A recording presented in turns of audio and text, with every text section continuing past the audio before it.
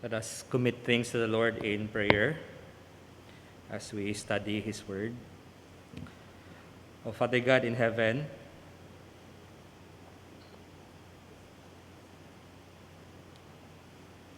giver of life and giver of joy,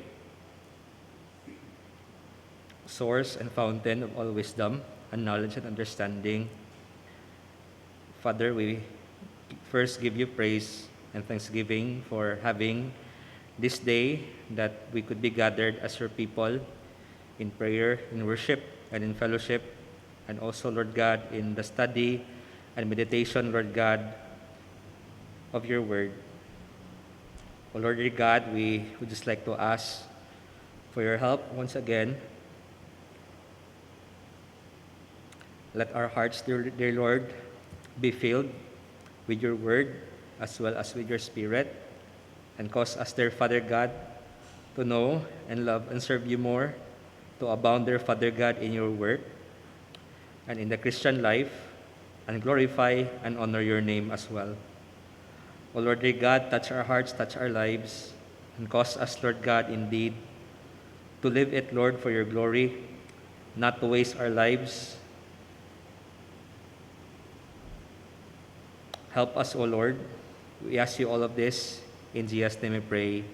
Amen.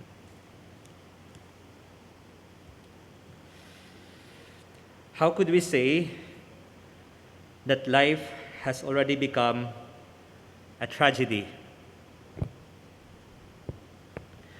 Speaking to a crowd of 40,000 young people on May 20, 2000, Dr. John Piper said these words: "There are hundreds of you. You don't care whether you make a lasting difference for something great. You just want people to like you. If people would just like you, you'd be satisfied. Or if you could just have a good job with a good wife and a couple of good kids and a nice car and long weekends and a few good friends, a fun retirement and quick and easy death and no hell, if you could have that, you'd be satisfied even without God. That is a tragedy in the making." A few weeks ago, I introduced here in our church the book of Ecclesiastes by considering one of man's greatest questions, and that is, what is the best way to spend life here on earth as a human being? And we were able to survey some answers man came up with, and we learned that one man who set on a quest to answer this matter is King Solomon. As he pondered about life, probably in his closing years, he wrote his reflections with instructions to those who will come after him in a book which we call the Book of Ecclesiastes. Now, Solomon did not mention his name in this book. You look at the whole book and you can never see the name of Solomon. Rather, he calls himself here in the Hebrew as Koheleth, which means a preacher or a teacher or a collector of sayings. Now, how did we come up with the conclusion that it's Solomon who wrote this book? Well, we have some hints from the book that Koheleth, or the preacher, is Solomon himself, and many conservative Bible scholars agree to this. Just open your Bibles in Ecclesiastes chapter 1, verses 1 and 2, or we'll just look at verse 1, and then let's also jump to verse 12. Ecclesiastes chapter 1, verse 1, the words of the preacher, the son of David, king in Jerusalem. Who was the son of David who became king in Jerusalem? That's Solomon. Verse 12, I, the preacher, was king over Israel in Jerusalem, and I set my heart to seek and search out by wisdom concerning all that is done under heaven, this burdensome task God has given to the sons of man, by which they may be exercised. I have seen all the works that are done under the sun, and indeed all is vanity and grasping for the wind. What is crooked cannot be made straight, and what is lacking cannot be numbered. Verse 16, I commune with my heart, saying, Look, I have attained greatness and have gained more wisdom than all who were before me in Jerusalem. Who would best describe that description of a man who has gained more wisdom than anyone in Jerusalem? That description, again, with verse 1, and then you look at some verses here in chapter 12 down to chapter 16, and we'll see that that fits the description of Solomon. Now, this afternoon, let's try to learn more about King Solomon and learn lessons from the tragic foolishness of a wise man. That is the title of my sermon this afternoon. Solomon the Preacher, a lesson from the tragic foolishness of a wise man. Now we learn from his life that life by itself, even with all its glories, is meaningless apart from God. And how do we see that in the life of King Solomon? So let's look at three aspects of his life based on the first two verses of Ecclesiastes chapter 1. And we'll indeed learn that life is meaningless apart from God. So we look at his magnificence, then we'll look at his misery, then we'll look at his message. His magnificence, his misery, and then his message. Let's look first at the magnificence of Solomon. Again, it's mentioned there, the words of the preacher in verse 1, the words of the preacher, the son of David, king in Jerusalem. The magnificence, the greatness of Solomon has been considered by many as legendary. He was born in Jerusalem, the son of King David by Bathsheba. Now, before Solomon was born, David committed adultery with Bathsheba and murdered the husband of Bathsheba, who is Uriah.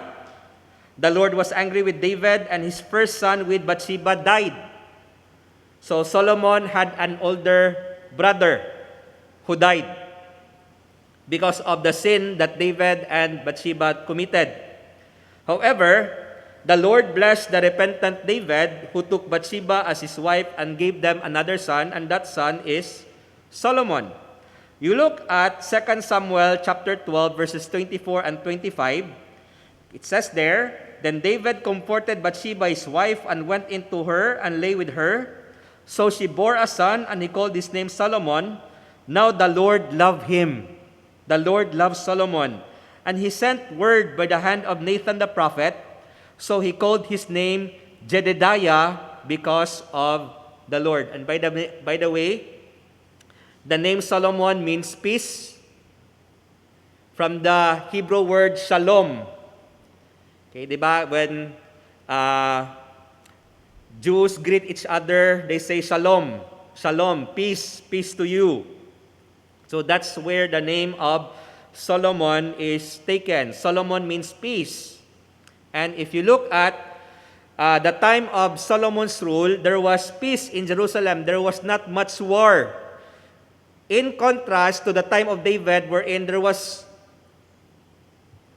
were many wars during the time of David, during the time of Saul, but it's different in the time of Solomon. Now, he had another name, Jedediah, as mentioned in verse 25 of 2 Samuel chapter 12. And that name actually means beloved of the Lord. Ang name na David just simply means beloved. But with Solomon, with his other name, Jedediah, it means beloved of the Lord. Kuya Jed, baka dito galing yung name mo, Jedediah. Beloved of the Lord. Now, Solomon was a great king in many respects, leading to the kingdom of Israel to its golden age. No, the most magnificent era of Israel was during the time of Solomon, and it was Solomon who led that nation to its golden age. Let's look at the wisdom of Solomon. This is what Solomon is famous for, his unrivaled na wisdom. Now, this wisdom is God-given. When Solomon began to reign, the Lord appeared to him in a dream and gave Solomon the privilege of giving him whatever he asked. No, if God would appear to you and say, okay, ask me anything that you want and I will give it to you, what would you ask? If there's one thing that you could ask of the Lord, He would give you that privilege. Now, okay, ask me anything and I will give it to you. What would you ask of the Lord? Now, when Solomon was offered that, okay, and we'll see that in, I think this is 2 Kings chapter 3. 2 Kings chapter 3.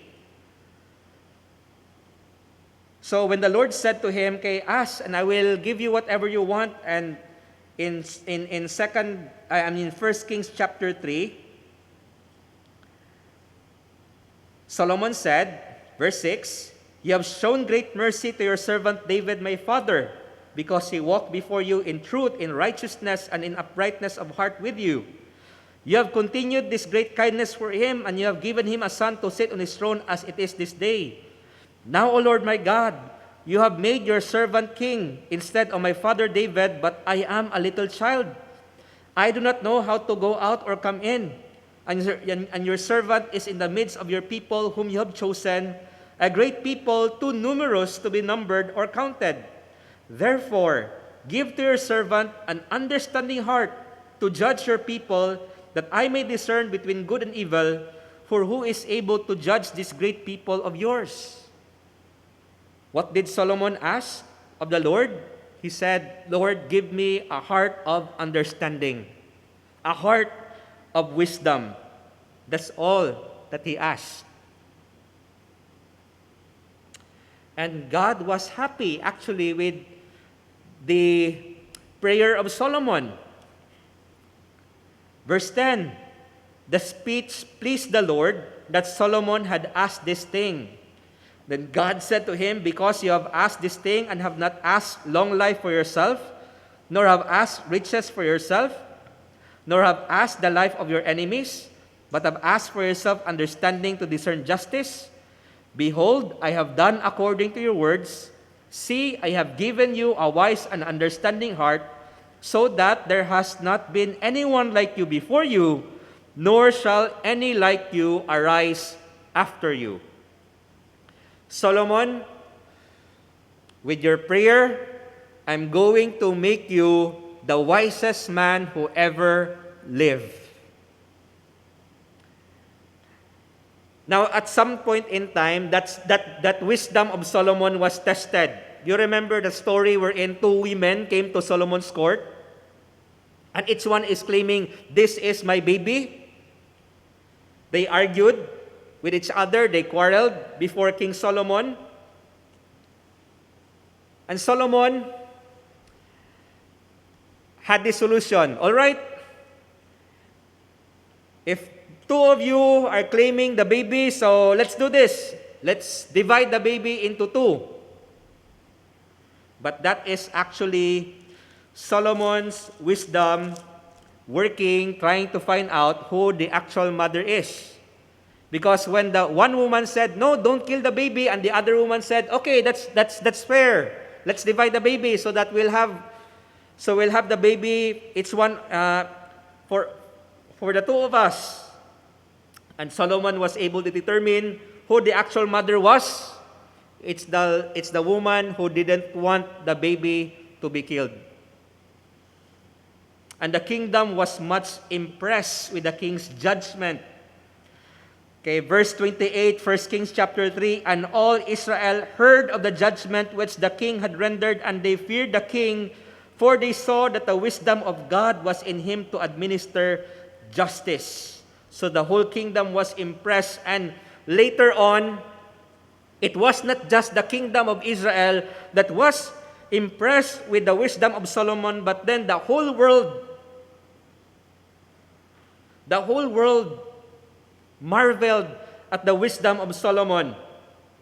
1 Kings chapter 4, "And God gave Solomon wisdom and exceedingly great understanding and largeness of heart like the sand on the seashore. Thus Solomon's wisdom excelled the wisdom of all the men of the east and all the wisdom of Egypt, for he was wiser than all men. than Ethan the Israelite, and Heman, Calcol, and Darda, the sons of Mahol, and his fame was in all the surrounding nations. He spoke 3,000 proverbs, and his songs were 1,005. Could you imagine the wisdom and the skillfulness of Solomon? Also, he spoke of trees, from the cedar tree of Lebanon even to the hyssop that springs out of the wall.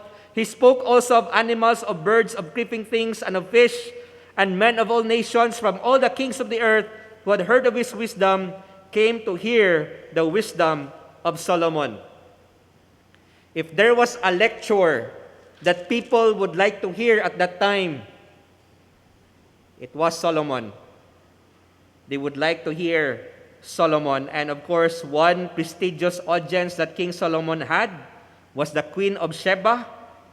Now, Sheba is somewhere, some scholars would say it's in Ethiopia, some would say it's in Yemen. And the queen was totally amazed by King Solomon. 1 Kings chapter 10, verses 6 and 7. It was a true report which I heard in my own land about your words and your wisdom. However, I did not believe the words until I came and saw with my own eyes. And indeed, the half was not told me. Your wisdom and prosperity exceed the fame of which I heard.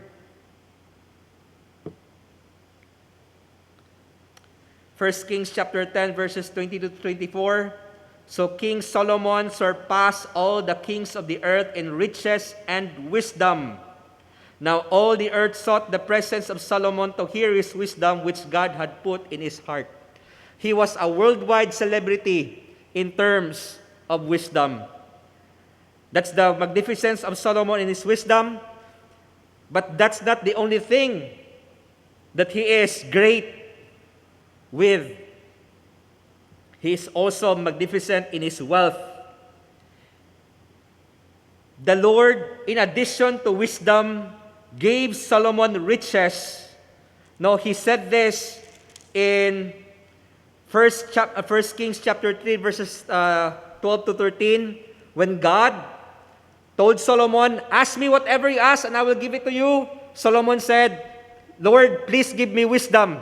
And God was so happy with it, and he said, all right, because you have asked this kind of thing, and I'm so very happy with your request, I will not just give you wisdom, but he said in verse 13, and I have also given you what you have not asked, both riches and honor, so that there shall not be anyone like you among the kings all your days. How gracious is the Lord. And many times, di ba, with our requests with the Lord, we ask, Lord, please give me this. And the Lord would grant us our requests, and at times, He gives much more than what we ask. In the case of Solomon, he asked for wisdom. The Lord granted him wisdom, plus riches and honor. How gracious is our God. And so, King Solomon was able to acquire great wealth. And if we look at the Bible and see his riches, his wealth, okay, so we'll be amazed. 1 Kings chapter 4, verses 22 to 23. It says there, now Solomon's provision for one day was 30 cores of fine flour, 60 cores of meal, 10 fatted oxen, 20 oxen from the pastures, and 100 sheep, besides deer, gazelles, roebucks, and fatted foal. To be clear, the supply of food here is not just for Solomon, but for his whole household and his royal court. One source mentions that the provision of food mentioned here in 1 Kings 4:22 to 23 could feed between 15,000 to 36,000 people. Auntie Mench, kaya? Every day, you're going to feed 15,000 to 36,000 people. Ug dili lang lugaw ang imong ipakaon. Look at the abundance of food. With Solomon's household and court, And the Bible tells us that there is not a day that they lack food. Now Solomon ruled for 40 years. He ruled for 40 years, and every day for 40 years, he feeds 15,000 to 36,000 people. You have to be very rich to feed those many people for 40 years. And by the way, again, their food is not just lugaw for 40 years. There's an abundance of food. Okay, so oxen, so baka, dili lang baboy, dili lang litson manok. Kada adlaw may litson baka.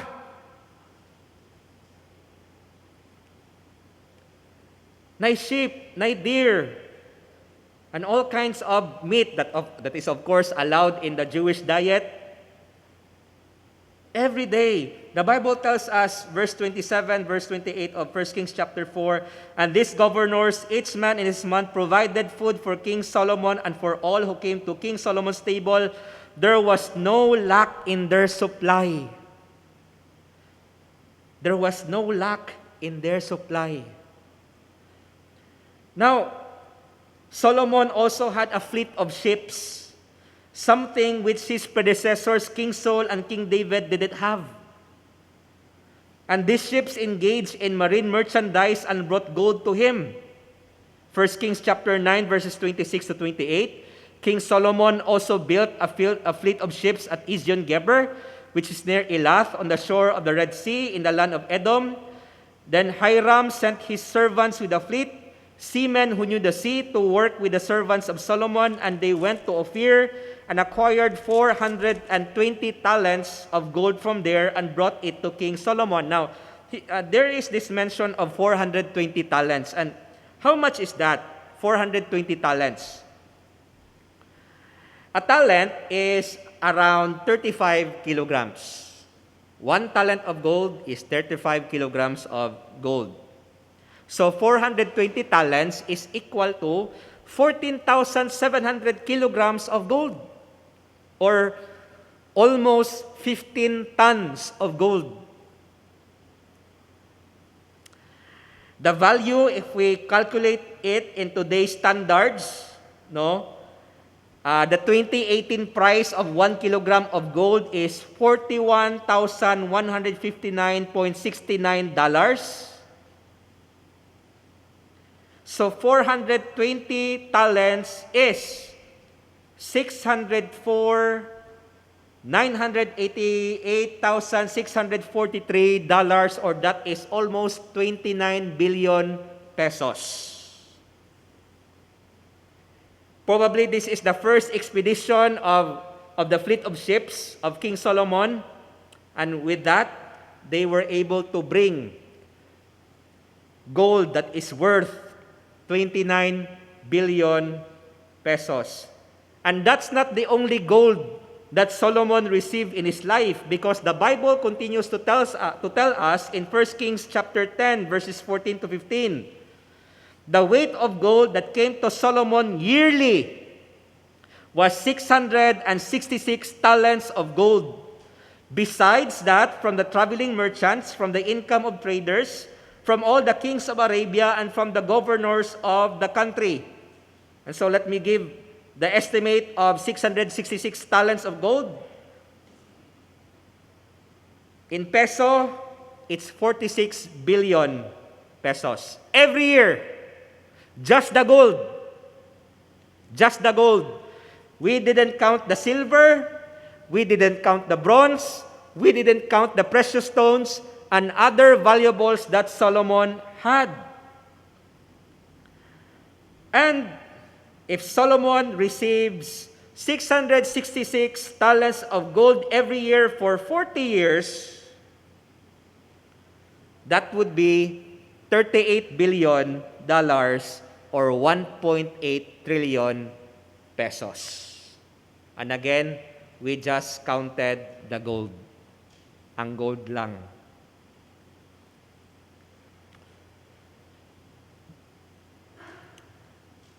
The Bible tells us that there was an abundance of gold,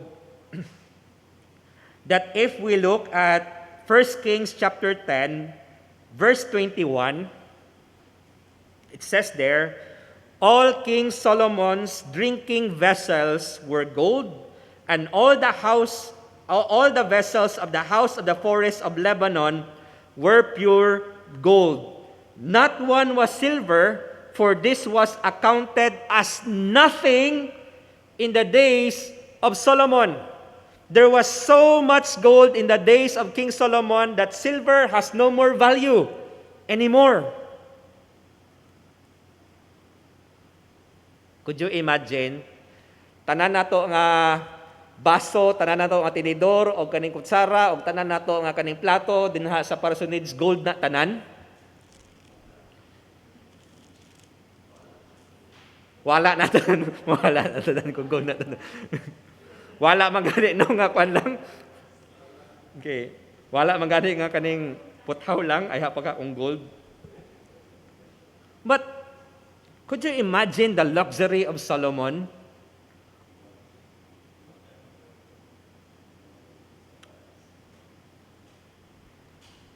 Verse 23, so King Solomon surpassed all the kings of the earth in riches and wisdom. So that's the magnificence of Solomon. In his wisdom, in his wealth, we could also talk about his power, no, in that according to 1 Kings 4:21, he reigned over all kingdoms from the river to the land of the Philistines as far as the border of Egypt. And they brought tribute and served Solomon all the days of his life. That's his power, that's his authority, that's his influence. And we could also talk about his accomplishments. He had many building projects. He constructed many cities and many buildings during his time. Of course, the most famous that he built is the Temple of the Lord, which took him 7 years to build. And he had a palace, his own palace, which took him 13 years to finish. The house of the forest of Lebanon. He had many accomplishments. Solomon literally and totally had everything a man could dream of. But could he honestly say that his life was really good and happy? Let's move on now to the misery of Solomon. We go back to Ecclesiastes chapter 1, and in verse 2, we'll see there that Solomon said, vanity of vanities, says the preacher, vanity of vanities, all is vanity. In spite of all the glory, the riches, the influence, his popularity, his fame, Solomon said, everything, all is vanity. Now, we assume that Solomon wrote these words in his old age as he pondered about everything in his life. And what could have led him to see life this way? And it's because of his spiritual tragedy, his tragedy in his walk with the Lord. Now, when he took over the throne of his father David, David told his son, David told Solomon, in 1 Kings chapter 2, verses 1 to 4, he said to his son Solomon, I'll just read from verse 2, I go the way of all the earth, be strong therefore and prove yourself a man, and keep the charge of the Lord your God, to walk in his ways, to keep his statutes, his commandments, his judgments, and his testimonies, as it is written in the law of Moses, that you may prosper in all that you do and wherever you turn. That the Lord may fulfill his word, which he spoke concerning me, saying, if your sons take heed to their way, to walk before me in truth with all their heart and with all their soul, he said, you shall not lack a man on the throne of Israel. Now, at first, Solomon did what his father said. He loved the Lord. No? 1 Kings chapter 3, verse 3, it says there, and Solomon loved the Lord, and he walked in the statutes of his father David. He loved the Lord. And that is why he built the temple, he organized the services of the temple, he led the nation in worshiping the Lord and following the Lord. because of his great love for the Lord. He started well. But then, when we come to 1 Kings chapter 11, we see a great tragedy unfolding with the wisest man who ever lived. Look at 1 Kings chapter 11. Let's look at verse 1. It says there, "But King Solomon loved many foreign women, as well as the daughter of Pharaoh, women of the Moabites, Ammonites, Edomites, Sidonians, and Hittites, from the nations of whom the Lord has said to the children of Israel, You shall not intermarry with them, nor they with you. Surely they will turn away your hearts after their gods." Solomon clung to this in love, and he had 700 wives, princesses, and 300 concubines, and his wives turned away his heart. For it was so when Solomon was old, that his wives turned his heart after other gods, and his heart was not loyal to the Lord his God, as was the heart of his father David. 1 Kings chapter 3, verse 3, Solomon loved the Lord.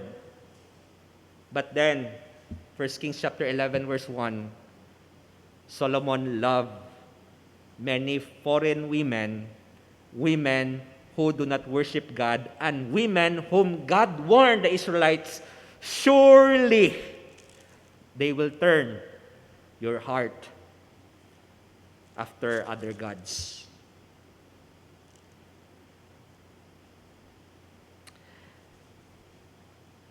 It was a great tragedy, no, in the life of Solomon, and what Solomon did pagyod, no, let's look at verse 5.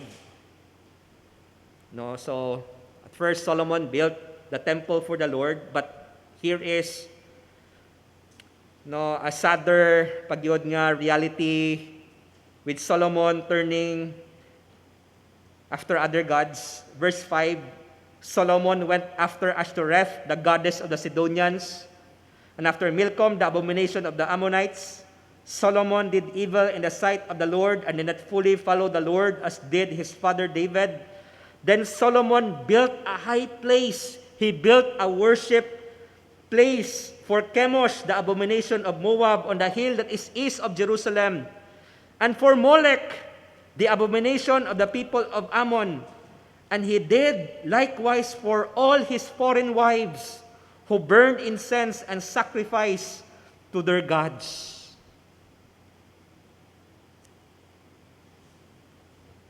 Nagyod og templo si Solomon for other gods.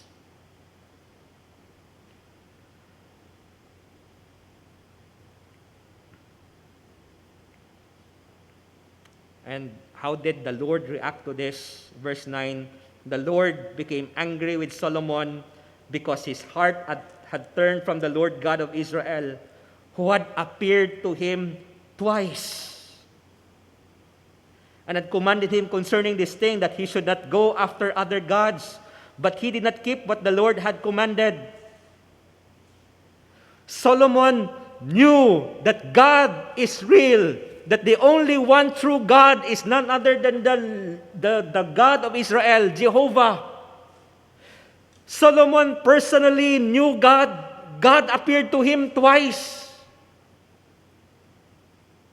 He knew who is the only one Lord God, but in spite of that, he still turned after false gods.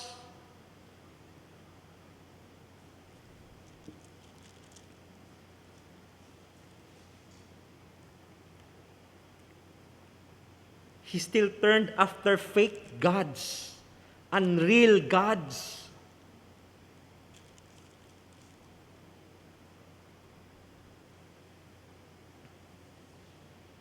And God was angry with him. You know, Solomon, that the Bible tells us that God loves Solomon. The Lord loves Solomon.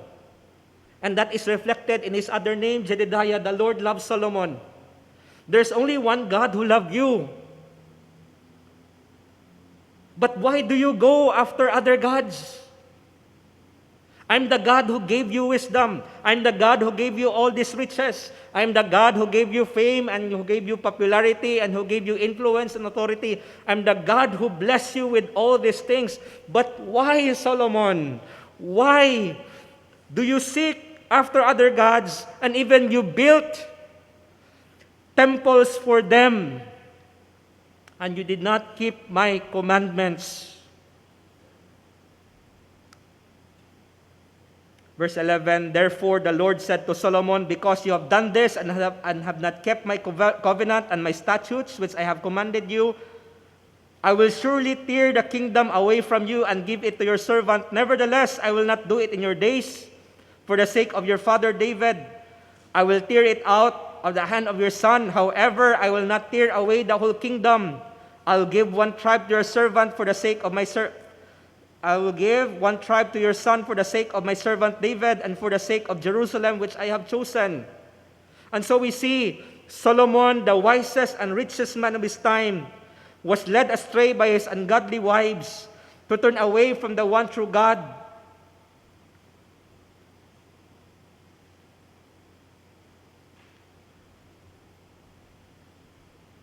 What's the tragedy here? It's not that Solomon became poor from being rich. It's not that he lost his riches. It's not that he became sick after being healthy and strong.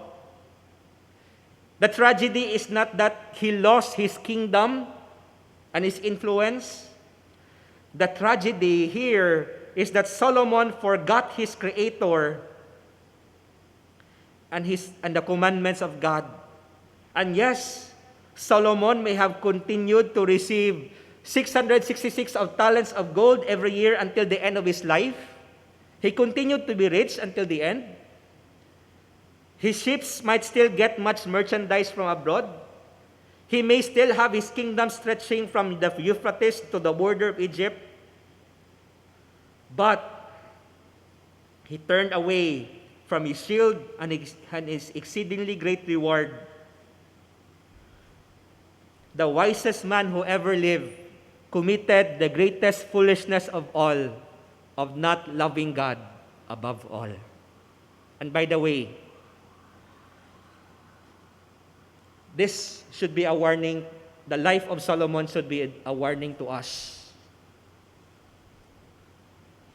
That we should be on our guard against the wiles of the wicked one.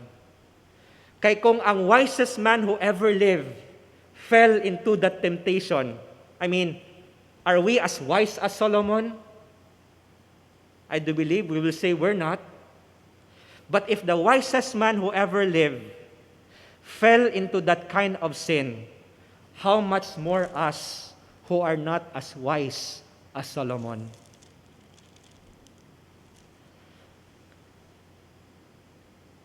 A greater tragedy in the life of Solomon, he failed to influence his son Rehoboam to live a life of godliness.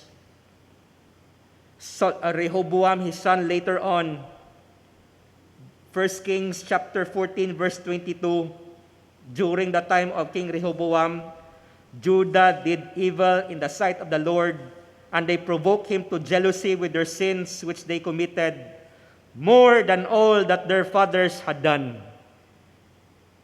They did more evil during the time of Solomon's son, Rehoboam.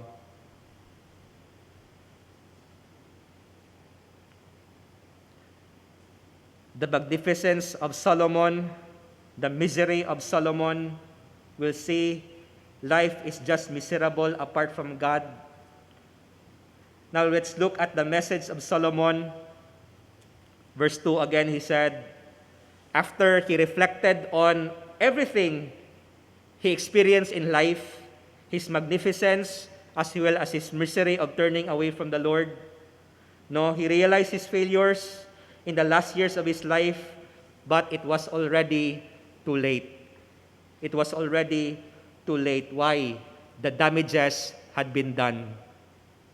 The damages had been done. And probably the book of Ecclesiastes have been Solomon's last attempts to undo or minimize some of the damage he had done by counseling the next generation to turn to the Lord and not waste their lives just like he did.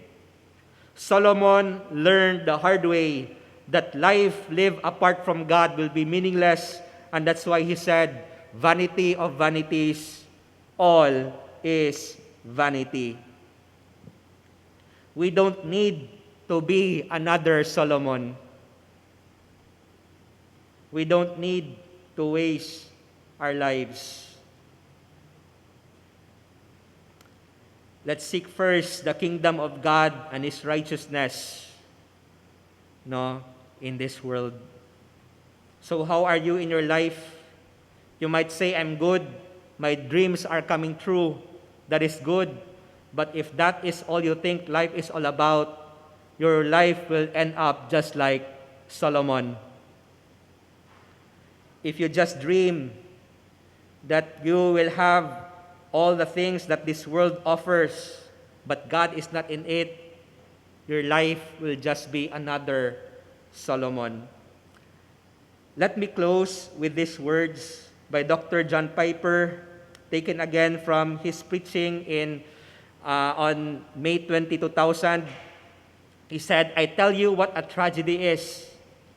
I'll read to you from Reader's Digest what a tragedy is. Bob and Penny took early retirement from their jobs in the Northeast 5 years ago when he was 59 and she was 51. Now they live in Punta Gorda, Florida, where they cruise on their 30-foot trawler, playing softball and collecting shells." That's a tragedy. And people today are spending billions of dollars to persuade you to embrace that tragic dream. And I get 40 minutes to plead with you, don't buy it. With all my heart, I plead with you, don't buy that dream. The American dream. A nice house, a nice car, a nice job, a nice family, a nice retirement, collecting shells. As the last chapter before you stand before the Creator of the universe to give an account of what you did.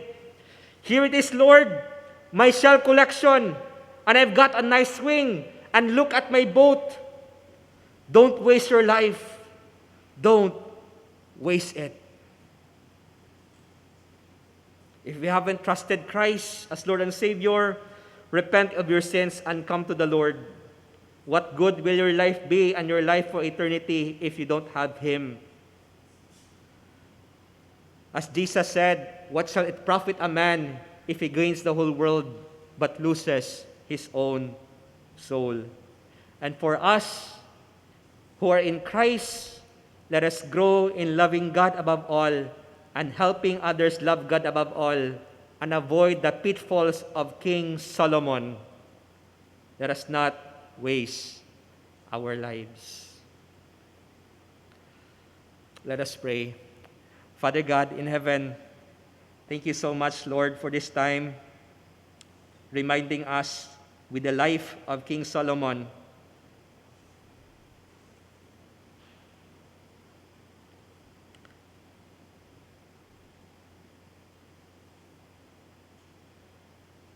that we should strive, dear Father, to love you and be faithful unto you until the end. Oh, help us, Lord,